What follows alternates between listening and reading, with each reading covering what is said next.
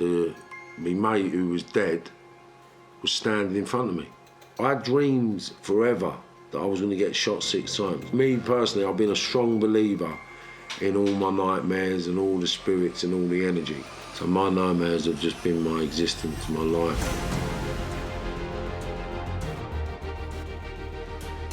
Post-traumatic stress. I never knew what post-traumatic stress was until I stopped becoming a criminal. So what I do know is that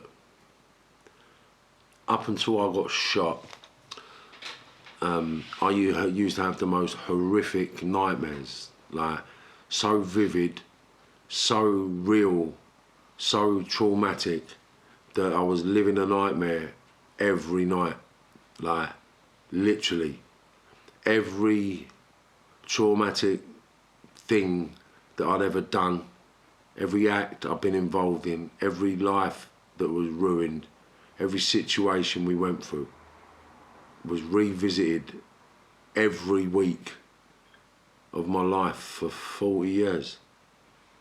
And sometimes you have them in the daytime. Like, it's crazy, like, it might be hard to understand it, but if you've been out for 2-3 days partying and you're sort of off your nut and you sort of sleep on your feet, but I was actually walking down the street and I went into a shop and I was standing in a queue and I must have fell asleep. That's what I've told myself for years. But as I turned round, my mate who was dead was standing in front of me. But he never said a word, he just stood looking at me. And I sort of panicked and run past him and got into the road, run up the road a little bit and then looked back. And that's when I asked myself, when did I fall asleep? If I went home. It's crazy. But mad things happen, so people that are dead, people that are in hospital, they visit you in your sleep and in your thoughts every day, all day.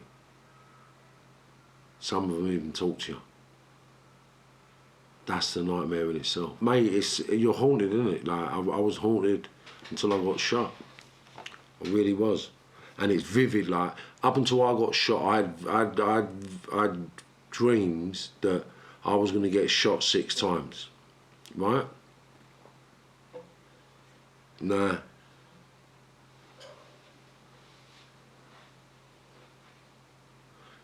Do you know what? If you think about it, right, I got shot 5 times, but it made 6 holes. Ah, imagine that, right? Because the fourth bullet that went through my arm and through my hip is 1 bullet, but it made 2 holes. So in my dream, I always got shot 6 times. Look at that. So I had 6 bullet holes, but 5 bullets, because 1 went through my arm and through my hip and out of my back. Do you know what I mean? So that was the 6th shot. Mad, that. See what I mean about memories? They just come back to you at the weirdest of times. So I had dreams forever that I was going to get shot 6 times. I had dreams I was going to get chopped with axes. I got dreamed I was going to get stabbed. I've had all them dreams and they've all happened. Even as deep as, I had a dream one night that I was going to have a fight with a fella. Right? And I was in prison in Wandsworth. 97. I've gone to sleep and I dreamed and I woke up, I thought, wow, imagine that. And I had a dream that I was going to have a fight with him on our landing. And I walked out in the morning, looked over the balcony, and he's there, and I was just like, wow, that's crazy. So me personally, I've been a strong believer in all my nightmares and all the spirits and all the energy, because I've been seeing forever. So I wished and dreamed for everything that happened to me, you know, and the nightmares that ensued after. I never expected, but nightmares I had for 25, 30 years, like horrible, horrible nightmares. Like, it's weird because although I had a nightmare about everything that happened to me, when it happened, it never actually hurt, but it happened. It's crazy. So my nightmares have just been my existence, my life, my cause and retribution. Crazy. But yeah, that life does nothing but create nightmares. It could be lots of things because, for argument's sake, right, you could be right as rain, right, right as rain, happy as Larry. You have a joint, bang, you're paranoid. Right as rain, happy as Larry, have a line, bang, paranoid. When you're sniffing as well, that's just like a living nightmare because everybody's the enemy, you know, like, what did he just say? What did he just say? Is he with you? Is he with you? What? What are you on about? Him over there, is he with you? Him over where? Like he's standing over there. Marv, there's no one there. Don't take the piss out of me, bruv. The geezer in the blue coat. And you're like, and I'm looking, seeing a geezer in the blue coat. The geezer right there, are you taking the piss out of me? Watch. And you walk over there to give the geezer a slap and there's no one there. Do you know what I mean? You think, where the fuck did he just go?